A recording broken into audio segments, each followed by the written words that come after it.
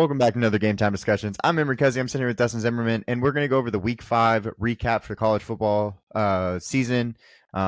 This week was pretty good, actually. We had a lot of good games, a lot of close games, a lot of games that we weren't expecting to be close and then were close. So I thought that was exciting. Yeah, this is that week that I tell people it's kind of like back in high school or college or whatever area of schooling you did where you sat through Monday and Tuesday of the first week. It's syllabus week. You're like, we don't have to care. We're good. Right. These guys were playing cupcakes. And then they get to this week and they're like, it's still syllabus week mainly. And then like teams like Texas, for instance, come out completely dry against Mississippi State. Flat. It's like, all right, guys, time to get into action here. We got work to do. Yeah, there's a team we'll talk about in a little bit, but they definitely came out flat. I'll grab them. Let's start off with the AP polls. Sharing the screen now. There's a big controversy at the top. I don't really understand the controversy. Alabama jumps to 1. They move up 3 spots, but they did beat the number 2 overall team, jumping over Ohio State, who hasn't beaten anybody, first off. Yeah, Ohio State is fine getting jumped. I mean, yeah. But people want to talk about Texas being jumped, and they're like, why? And I'm like, well, because they also really haven't done anything. Like, they haven't played a big game other than Michigan doesn't count. No, because after watching them play now. I wish it did because it would have been a great game. Yeah. But this year's Michigan and last year's Michigan are not the same. Very Michigan. different. Yeah. So going down the list, not much happened in the top 7, other than, of course, the big game between Georgia and Alabama, which we will talk about in depth. We'll also talk about this Miami game in depth between Miami and Virginia Tech. There's a good reason they lost a spot. Rigged. We'll talk about it. Should have been one spot. We'll talk about Missouri in a little bit because they are playing A&M this week. Michigan, USC both beat who they're supposed to.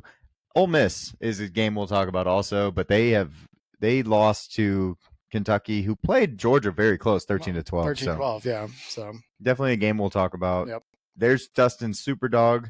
Unfortunately, that one did not go the way Dustin was hoping. How do you go from scoring 120 points in 2 weeks to 10? That's just how it works, man. Especially, and Harold Perkins was out and everything, too. Yeah, that's why I was like, oh, man, I'm loving it now. Yeah. But, and then Notre Dame beats Louisville. Clemson handles Stanford, Houston, Iowa State, BYU both handle their matchups 20-0 and 34-28. And then Utah loses to Arizona, who has a very high-powered offense, of course, but was not expecting that. Yeah, but without Cam Rising, I mean, Utah's hard to guess what's going to happen because they can't stay healthy. Right, and he's 25, 26. He's old. He's dude is old. Dude is old. Yeah, the flow will be gone very soon from Utah. Yeah. Oklahoma beats Auburn, which I thought was really interesting because without their top 5 wide receivers. Yep, and a true freshman at quarterback. They're just better. Their defense is good. Their defense is actually really we knew good. That after Tennessee. Yeah, it was probably the shock of the week for me was that, and then they kept it up. Exactly. Kansas State takes down number 20 Oklahoma State and kicks them out of the top 25. Yep. Not surprised, actually. We were both on that side. Yeah. Boise State is got a guy that we'll talk about in a little bit, but man, he is him. The guy. Louisville drops all the way down to 22 from 15, 15, I believe. Yeah, they're 15. Yeah. Indiana is the first time they've been 5-0 since like the 40s, really long 50s. I think there's a war going on, maybe. Yeah, it's crazy how long since they've been 5-0. They're good at basketball though, so that does it. Illinois drops the 5 spots after losing to Penn State. Yeah. Okay. Texas A&M wins against Arkansas, who's a good team, and loses a spot, which is interesting. Our offense sucked. I'm not surprised. Fair enough. So, and then UNLV hops into the top 25. We will have a story about that. To be clear, they're tied. A&M and them are tied for 25th. Right. Which is very interesting. Yeah, you don't see that low in the top 25. Yeah. But we're going to jump over to our games that we want to recap from this last week. Games in the top 25 and games that are not. The first one has to be this Miami versus Virginia Tech game. I hope the clip will work for us. Hopefully it'll pop up. There's about one play to recap. Yeah, let me go. It's not going to do it like that, though. Let's go see if we can grab it. There it is. This is the play of the game. Virginia Tech at the end of the game throws up a Hail Mary. And if you ask me, they caught it. Yeah, you see the Miami guy running here, but you'll see right here. He catches it. Yeah, he caught it. Both feet down, inbounds. I think it It's ripped out by a Miami player that's out of bounds. after the play, Right. after he's been in. Yeah, And the big thing is they called it a touchdown on the field. If they hadn't and they said incomplete, I'd go, okay, well, I agree. Hard to That's a overturn. very difficult. There's no real good view here. But the Right. fact they called it a touchdown, and then overturned it. even the announcers were like, I guess, even though I don't see how that's possible. But Right. so Miami improves to 5-0. It hurts the Hokies' chances of making a bowl game.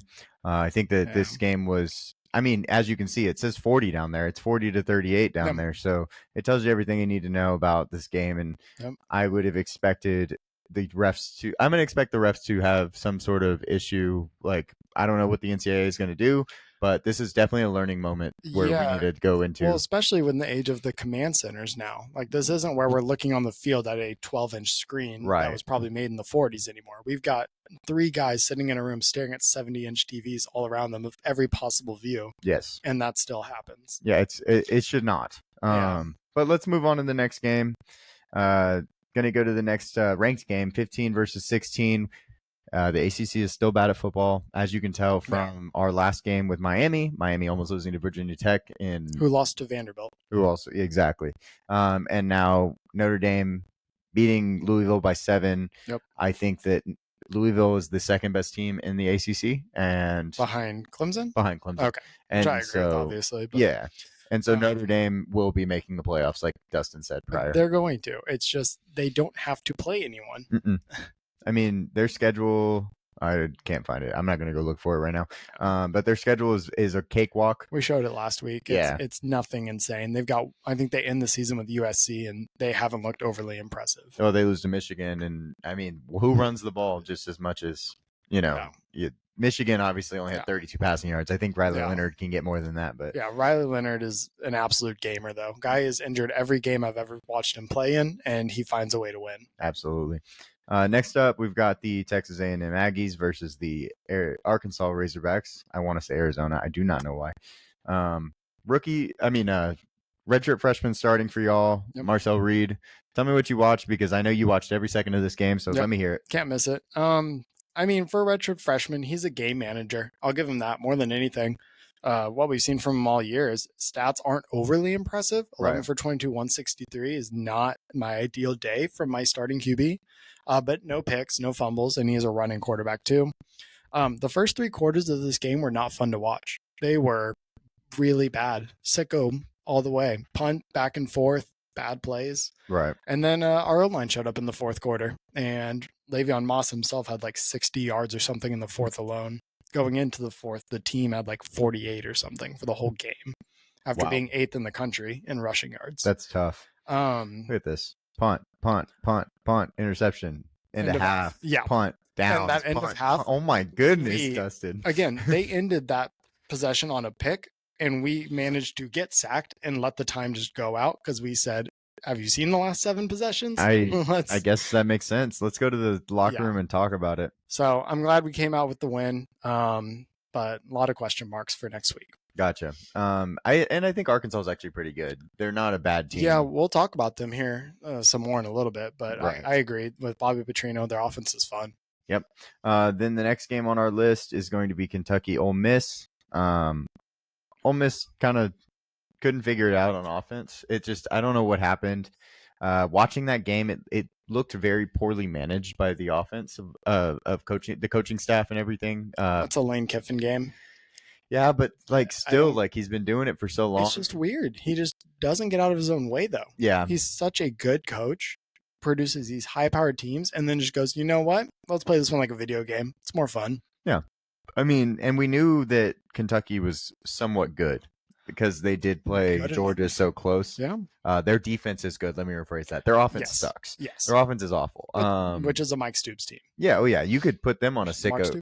Mark Stoops. Yeah. Mark Stoops. Yeah. You could put them on a sicko game of the week for their defense alone. They'll probably pop up again at some point. Yeah. And because they are not going to let you score low scoring games everywhere you look. But Jackson Dart couldn't get it done. And it's just, I don't know.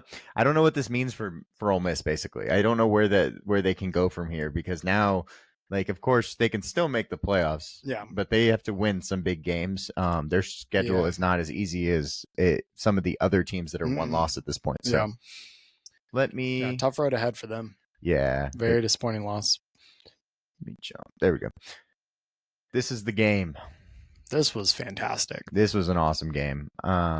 This was the video game Lane Kiffin was trying to play, Yes. but failed utterly at. Oh, I mean, you get 2 touchdowns at the end of the game, one on a busted coverage for Georgia. Yeah. Throws it up, easy run and catch after the run after the catch. Yeah. I'm sorry. And And the last then one, a 17-year-old burning 2. yes, Secondary on Georgia. By yeah, himself. doing a crazy spin move. Yeah. Doing some Taking a full insane- ballet class down the sideline. Yeah. So I mean, he also had 6 for 177, so that was Yep. 75 of his yards, but he had 5 catches otherwise that Yeah. went for 100 yards. on a fantastic Georgia defense. Again, they gave up 3 to Clemson. Yeah. Who was looking, like we said, overpowered compared to the rest of the ACC. Exactly. With this Alabama game and then moving to 1, I think, and I was with a bunch of UT fans when this was happening, but UT needed Georgia to win. Oh, yeah. They wanted the 1-2 matchup. Oh, absolutely. And, I mean, who wouldn't? And what are the odds that Georgia loses 2 games in the regular season this year? Yeah. That's my biggest thought process gonna is be- like, I don't believe. That one's in Austin, though. So that'll make it more fun. Yeah, that'll be a great. I will not go Yeah. near Austin that No. week, that day. No, you won't be able to drive. Anywhere. A mile's going to be an hour trip. So. Yeah, exactly. But yeah, so I thought this was by far the best game actually of the day. Which I mean, we all saw that coming, but I was so happy that it was the last game of the day where we got to all watch it. And, it was like that prime time kind of game. To be fair, it was not the last game of the day. We will talk about yes. the guy on Boise State. Yes, For the last in a game. second. Yes. But going up 28-0 and winning 41-34 because your 17-year-old made an insane play is quite a fun way to win a game. And also, before we move over, Jalen Milroe is now the betting favorite on the Heisman race. He is currently at plus 212, so that's really, really high. I saw my second Instagram or Twitter post from analyst with Travis Hunter first again today. I saw the second one. And it looks like he's now second on the betting odds. Yeah, Travis Hunter's second, then Cam Ward, and then the guy that we'll get to in a second with our The prospect legend. spotlight. Yeah, who should not be The fourth. road to glory. Let me jump over, though. We're going to look at the games of the week this week for week 6. Week 6 kind of sucks. I'll be very honest. There just not as many games. There's a lot of teams on bye. There's not a lot of ranked games. So we'll talk about the first one here, Missouri versus Texas A&M. This is actually a crazy game in my personal opinion because it's -2.5 to the A&M Aggies, and I just don't Hey, get when we that. looked the other day, it was -1. So It's getting better. yeah, You're wow, right, look at that. going in the right direction. The matchup predictor actually has Missouri winning. I kind of agree. I don't really understand. I do too. The resume, but to be fair, we mentioned in last week or the week before, Missouri just hasn't looked that impressive though. Right. So- They're one of my teams that were started in the top 10 that I Yeah. thought would fall. No, I'm sorry. bless you. Thank you. A 3-point win over Vanderbilt at home, a Mhm. 6-point win over Boston College, who didn't do anything after beating Florida State 4 home Okay. games. at home. They haven't left home yet. Yeah. That's another thing. So Going to A&M to play in College Station. Yeah. Definitely going to be a fun game. I know that it's going to be the game on TV at 11 o'clock that everybody's going to be watching. But Given- why is it 11 given o'clock? this week's schedule, Why is it 11 o'clock? the fans got robbed? Yes, here. absolutely. I There's agree. no reason this is an 11 a.m. game. No, it should be a But- 7 o'clock game. Absolutely. Yeah, I completely agree with Put you. them under the lights. Yeah. I mean, don't Looking at the schedule, there's no one I'd rather watch. Oh, I'm biased, obviously, but know. No, I agree, 6 though. p.m. or 2:30. I don't get it, but got a good morning game. Mhm. I'll take it.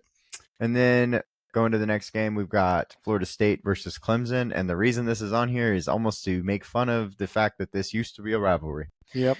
This is a -15.5 point game. And Florida State versus Clemson used to be the best game in the ACC every year. This is not that. This was the game you circled at the beginning of the year, thinking like, oh, this will just define which team is going to win the ACC. Or potentially a playoff decider. Who makes a playoff? Exactly. Especially with this 12 team going on, but not this year. No, No, I think it's going to be one-sided to say the least. I don't see how it won't be. Unfortunately, Tough. It is it's supposed to be a lot more fun, but Clemson's going to win the ACC, and they're going to win this one by a lot. Yeah, I think that this is I would almost take the over.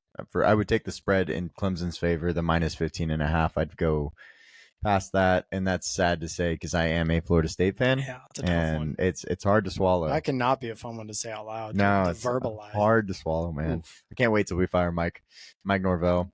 Who are you gonna get? DJ Kenny, come on. Unless he doesn't leave after the Sam Houston State game. Yeah, that's fair. But going to our prospect spotlight, I was second on picking our prospects, so I have to bring this up because if I had the choice, Dustin picked my prospect spotlight, but I put the prospect spotlight for both of us as one player because he deserves that much spotlight. Absolutely. But I also want to shout out another guy. Sure. Let me move on to it. And he deserves it. You are right. Yes. So Trey Harris, he is leading the nation in yards right now. I think he's second in all-purpose yards too. Yes, I believe so. For the whole country. Top 3, that's for sure. He has 804 receiving yards at this point, and it's he's basically averaging 200 yards a game, just killing it. I'm sorry, guys. Let me get to the game log. That's what I want. Here we go. 176 in this game against Kentucky. He was basically the only guy that caught a pass, I feel like, because they only had 18 completions in the whole game. He had 11 of them. 176 yards. He had 225 last week. He's just going crazy this year, and he definitely needs to be shouted out because I also like talking about the fact that a lot of people had Antoine Wells over him at the beginning of the year as a prospect, and I did not. I thought Trey Harris was really good. I'm so happy that I get to pick 2 dark horse players from my original 2025 offensive prospects list.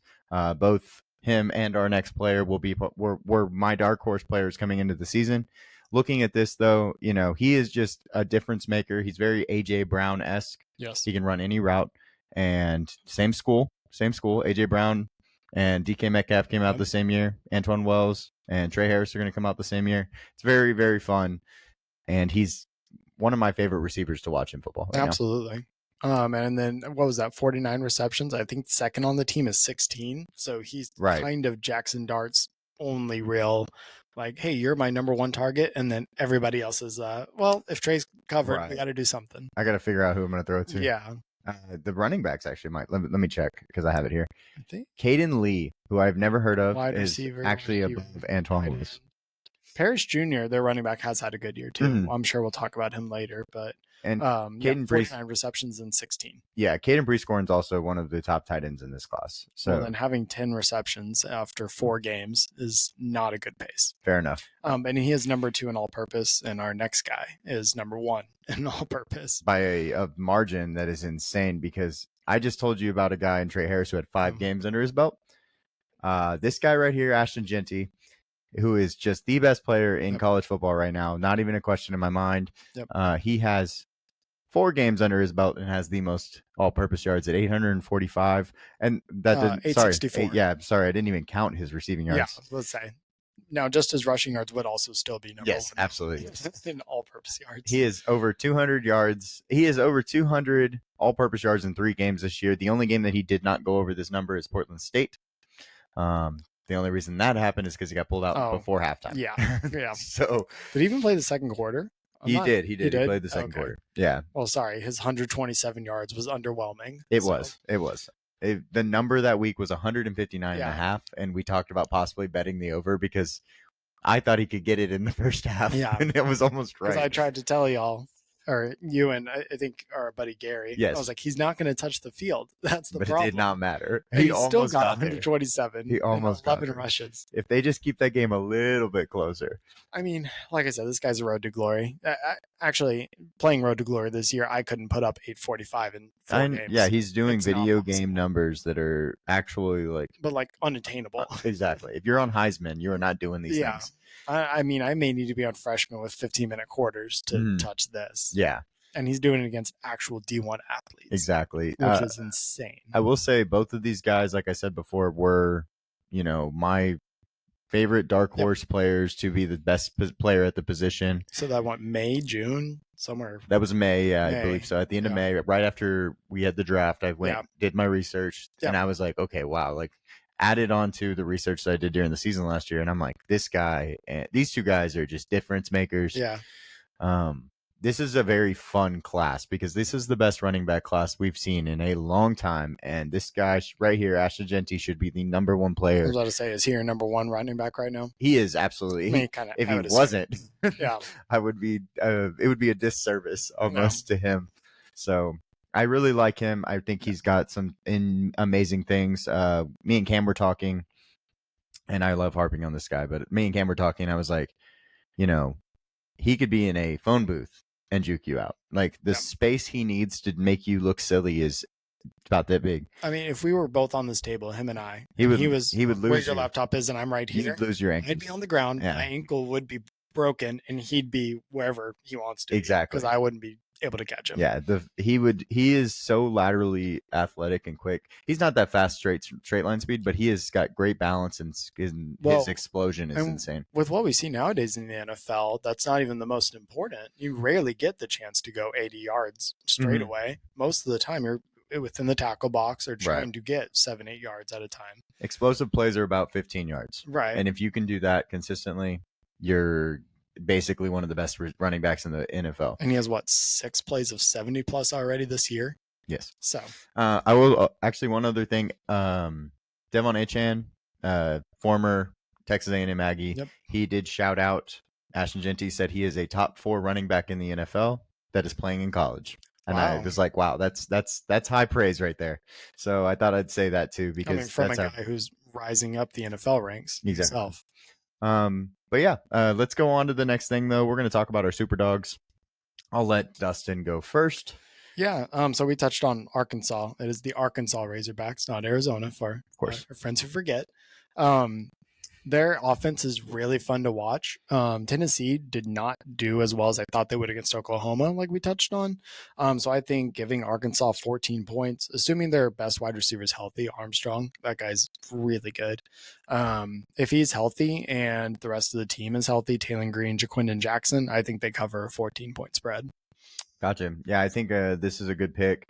I'm on board. I'm also, though, on the side that Tennessee's really good at football. So, Tennessee is fantastic at football. I don't know if they're a 14-point spread beater. Right. Fantastic in Arkansas after Arkansas is coming off a very aggravating rivalry loss. Fair enough. Yeah, and a lot of close games for Arkansas within 10, obviously. Even a double overtime loss to Oklahoma State. And we've seen OU, who I think Arkansas would give a good game to, be a 10-point game. Yep. So my turn. Let's go check it out. I'm going to put up mine right here. Miami coming off this crazy win that we talked about earlier, where they probably lost. Very emotional game. Yeah. They get to go and play the Cal Bears in Pac-12 After Dark.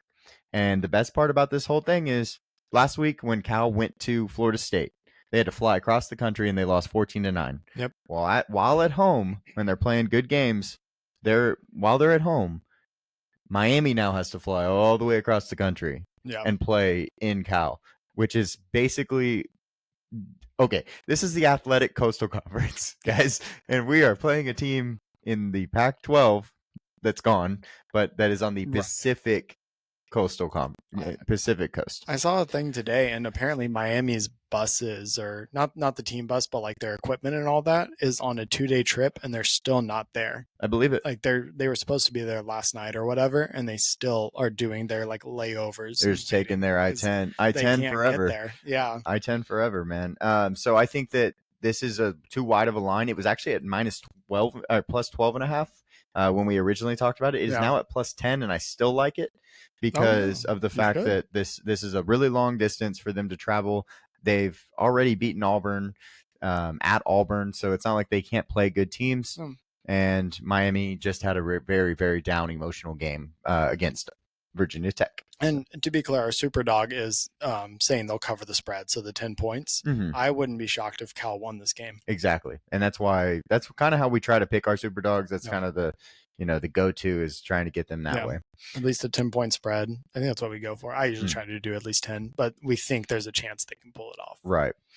Next, we're going to do a picks recap because I think it's very interesting how well it's so good how well this weekend went.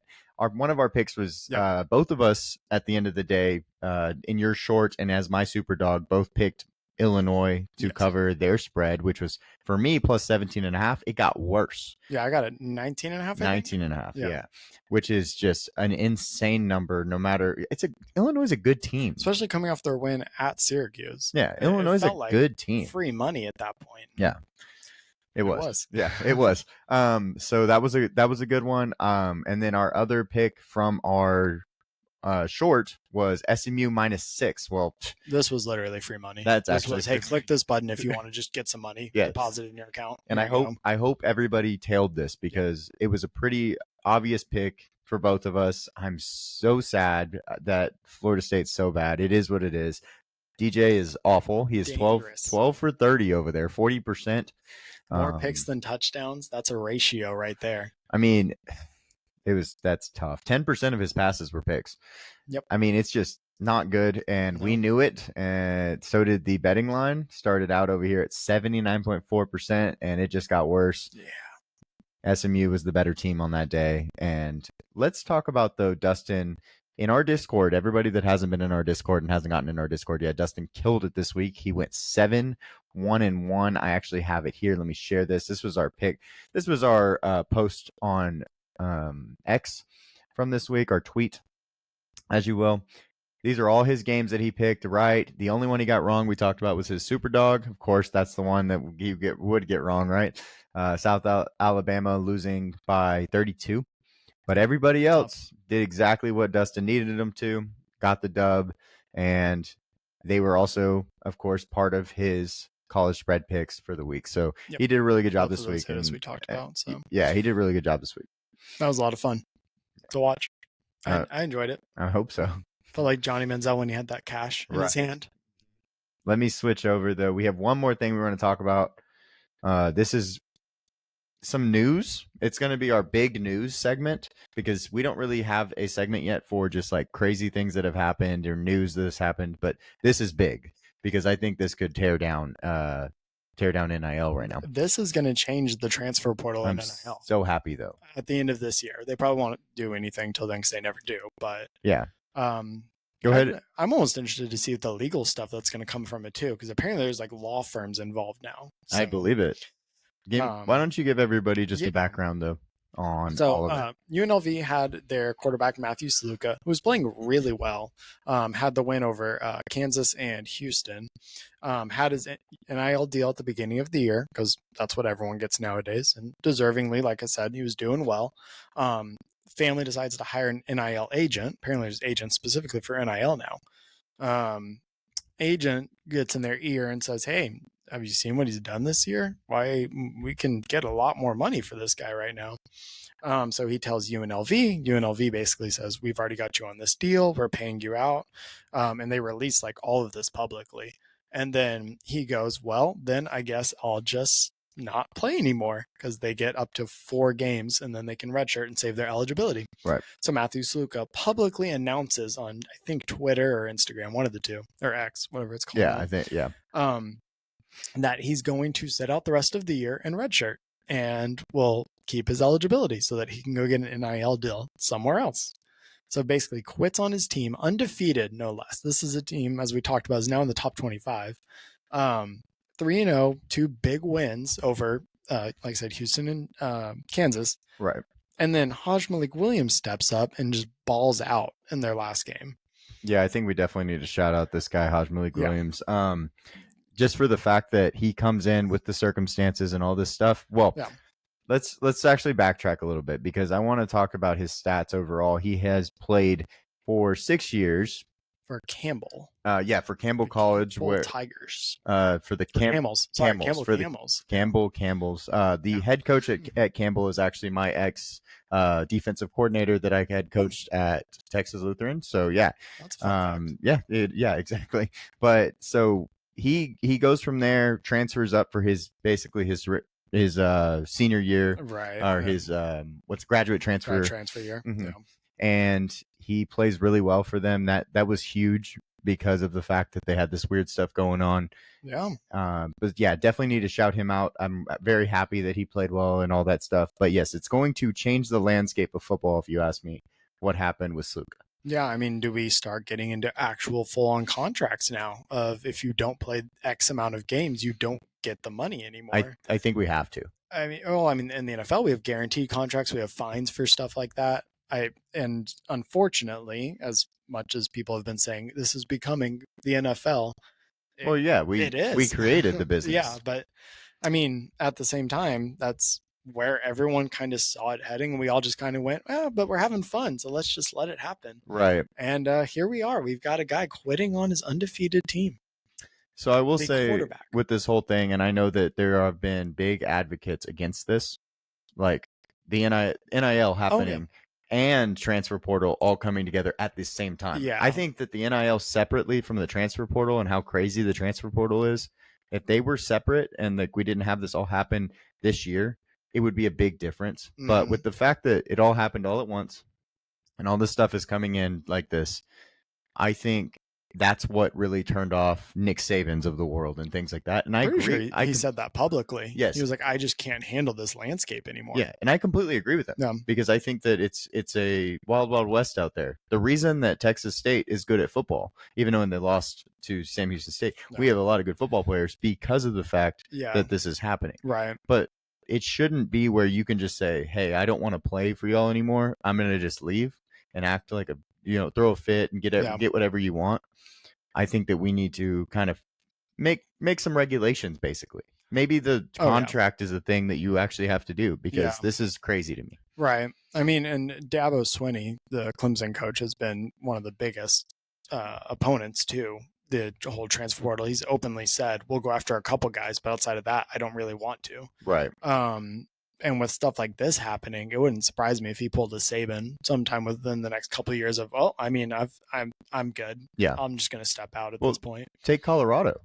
Yeah. It's the opposite. They had 60 Right. incoming transfers. Yeah. 60. Theirs is hard because they have Deion Sanders. Well, yes, I'm but interested to see what happens when he leaves inevitably. But, I- to your point, it also elevated their program. No one cared about Colorado at all until now. They've got all these transfers coming in. right. So, And there's a lot of good transfers on a lot of good teams that we've talked about. You talked about SMU earlier, things like that. Mhm. And some of them are helping teams, but it's just the sheer amount that is the mean, look at problem. Cam Ward. Quantity.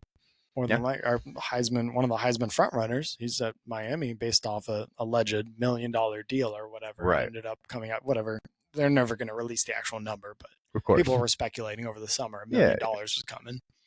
But yeah, I think that this is definitely a big deal and it will be talked about more and more as the season goes on. So we will keep y'all updated as much as we can with everything, but I think it's definitely going to be something that kind of changes the landscape of college football. This basically there's like a 5-year window, I think 10-year window maybe, from when NIL started and transfer portal really got going to the end of this, because I remember when we have a good friend who is a Texas Longhorn fan, and he was mad that Malik Murphy was transferring before the bowl games, and I'm like, well, he has to. Yeah, they gave him the deadline. How is he going to start at Duke if he doesn't transfer? And he was going to be the third string. Everyone knew Arch was going to pass him up. Right, but it's also like basically we were saying like, oh, he's bad for this program because he wants to leave and this and that. Well, no, he wants an opportunity to start and possibly go to the NFL and make a bunch of money. He makes a lot more money playing for Duke right now by NIL than he did at Texas. Yeah, I mean, he's one of the examples of the good ways that NIL and mainly the transfer portal is going to help these guys. Exactly. The problem is the Slukas of the world who do the opposite and put a horrible name on it. Yeah, and I hope fans realize why certain players decide to leave. Oh, yeah. I think that that's very important. I always, whenever like an A&M player, for instance, leaves, 9 times out of 10, I'm like, hey, I get it, especially lately. Yeah. How we've been and all the coaching changes, like, hey, you don't want to be here. Fair enough. I wouldn't want to if I were you. Completely get it, yeah. But let me stop sharing. There we go. We appreciate y'all hanging out with us. We're going to do these every week. This one was really quick and short and to the point. Next week will probably be the same because of Not shorter. Yeah, there's a lack of games, but we enjoy doing these. We like talking about these prospects, and we like talking about our certain big news like the Sluka news. Yeah. Of course, we will talk about big games coming up in the future, but Until then, we Yeah. will see y'all next time. If you all have any ideas for new segments or things you'd like to see, also please drop those in the comments. Yeah. So especially like a week like this when there's not going to be that many interesting games, it'd be fun to dive into something new that y'all are more interested in seeing. Yeah, that's another thing. Like, we're trying to improve this video as much as possible. We want to talk about certain things, of course, like that are important to us, but we also want to see what y'all want to talk about because really at the end of the day, we do this. We can talk at any time about football, but we do this to kind of get y'all the news and talk about the things that are important, and then also, talk about things that y'all want to actually hear about, not stuff that we just want to like talk about. Right. We could have done the whole 35 minutes on Ashton Genty if we really wanted to. I would have. I would have. But yeah, so we appreciate y'all hanging out with us, and we will see y'all next time. Thank y'all very much.